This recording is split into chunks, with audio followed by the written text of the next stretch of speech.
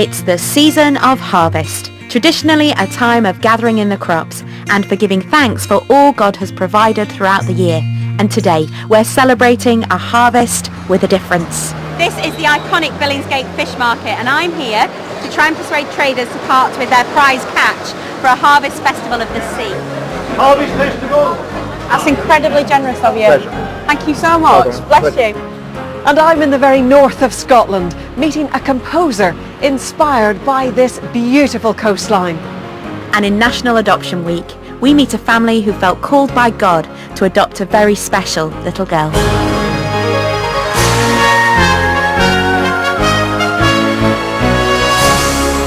There are over 150 species of fish and shellfish here at Billingsgate, everything from cod and salmon to snapper and parrotfish. And with music plenty too, and hymns with a harvest theme. We begin with a spiritual that puts God, the Creator, at centre stage. He's got the whole world in his hands, he's got the whole world in his hands, he's got the whole world in his hands, he's got the whole world in his hands. He's got the moon and the stars in his hands, he's got the moon and the stars in his hands, he's got the moon and the stars in his hands, he's got the whole world in his hands. He's got the wind and the rain in his hands. He's got the wind and the rain in his hands. He's got the wind and the rain in his hands. He's got the whole world in his hands. He's got the whole world in his hands. He's got the whole world in his hands. He's got the whole world in his hands. He's got the whole world in his hands. He's got the little children in his hands. He's got the little children in his hands. He's got the little children in his hands. He's got the whole world in his hands. He's got you and me, sister, in his hands. He's got you and me, brother, in his hands. He's got everybody here in his hands. He's got the whole world in his hands. He's got the whole world in his hands. He's got the whole world in his hands. He's got the whole world in his hands. He's got the whole world in his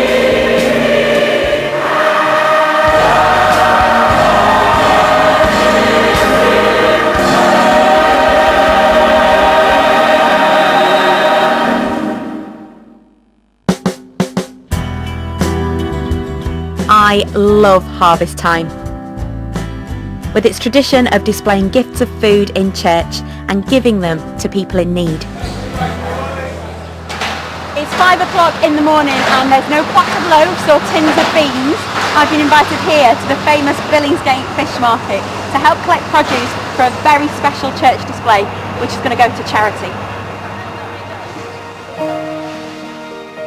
In its heyday, Billingsgate was the largest fish market in the world, with its own culture of merchants and porters. Although it's now moved from Old Billingsgate to its new site in the Docklands, more than 25,000 tonnes of fish from all around the globe are traded each year. It's an impressive sight. I love to shop, but I've never got this early to do it. And for fish, I don't know where to start. Thankfully, fish seller Bill Thornton has over 35 years of experience. So it feels really early.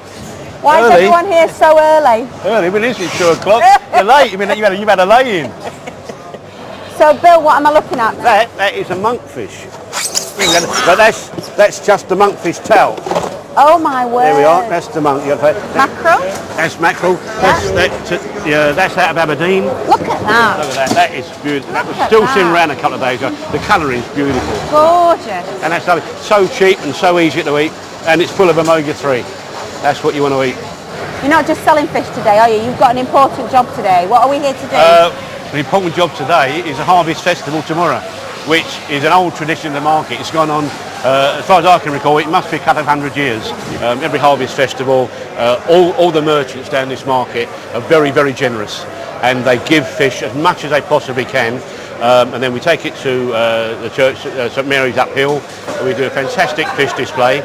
And at the end of the day, all the fish is given to charity. Right, ready? Come, Billy. Right, I've got my white coat on. It's time to go fishing. Come on, lads, Harvest Festival. Morning, there we go. That for us? Oh, Thank you very wow, much. look at that! Thank you. Thanks very much. Harvest Festival. Any donations, please? Harvest Festival. Thank you so much. That'd be lovely. Thank you. Thank you. Snapper. I wouldn't say. Thank you. Thank you. Thank you. 2 oysters. One for you. See, but that you've just given us, those 2 boxes of oysters, that's cost you money. Yeah. And you always give the best, not just Always. the stuff that you're going to throw away. No, never ever. Always the best. Same as everyone says, always gives the best for it. That's incredibly generous of you. Pleasure. Thank you so much. Well done. Bless Pleasure. you. Bless you, love. Right, ready? Thanks, Stevie. Thank you very much. Wow, look at that. Harvest Festival. Harvest Festival. Belford. Okay. Shark!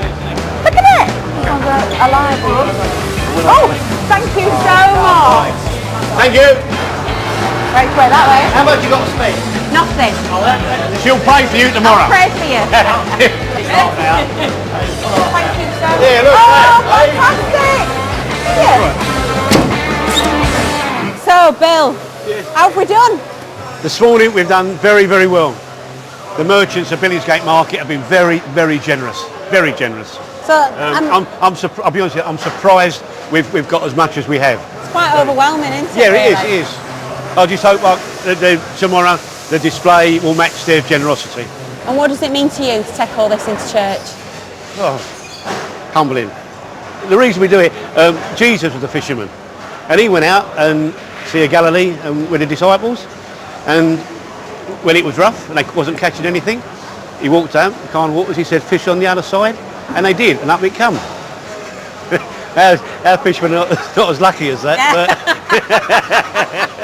but he's still up there and he's still pointing them in the right direction. So to have this, the Sea's Bounty for tomorrow is fantastic.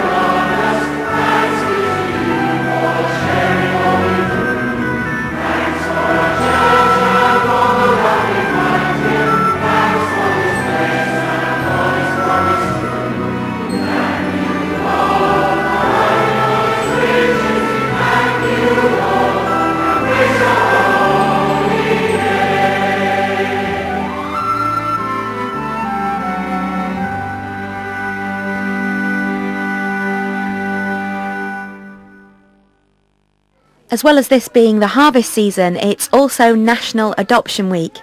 I'm amazed that there are still thousands of children in the UK looking for a forever home, and it's even more difficult to find homes for children with disabilities.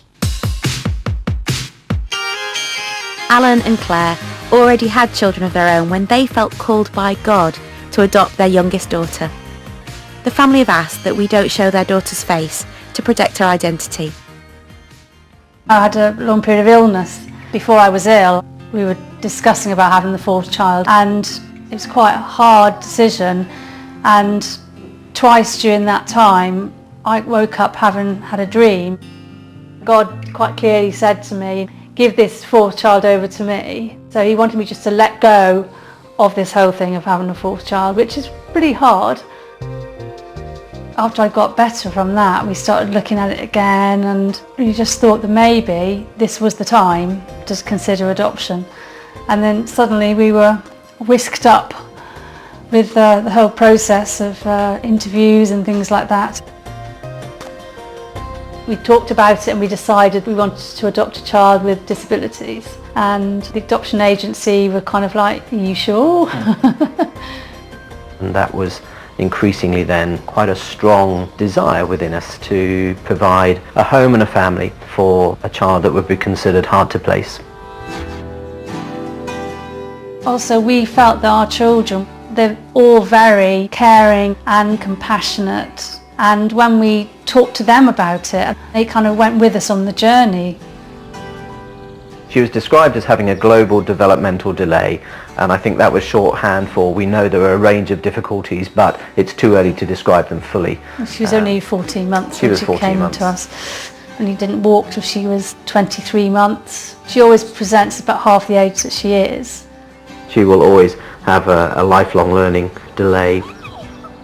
Her arrival has helped my own journey with God, as well as then all that she's brought into our family life, and just seeing our own children accommodating her needs as part of that growth journey for themselves. Adoptive families are not allowed to change their child's first name, but they can choose a new middle name. The name Amelia chose, Hope, proved to be prophetic in many ways. I've always wanted sisters in South 4, so it came true when I was about 10, I think, and I chose a middle name because it was like my middle name, Joy. Our hope was in God, and the hope that we were to look to him to take us where we needed to go, and also because she was a child that perhaps wouldn't be adopted very easily, you know, it was hope for her as well, hope for her future. Sit. We call her our little blessing because she has blessed us, she makes us laugh so much. Can you get her to sit? She isn't listening. She has always enjoyed having people in the home. I still remember one day the postman came to the door with a parcel, and she was trying to grab him by the hand and trying to get him in to play a game. He needed to go off and do his round. You know, things like that are unexpected, and little quirks sometimes of a child that doesn't have the normal social boundaries. And in some ways she embodies that name. She has hope because of her Father God, and she is a bringer of hope to others as well. And we hope in some ways that as people perhaps hear her story again, that might encourage them and bring hope to them too.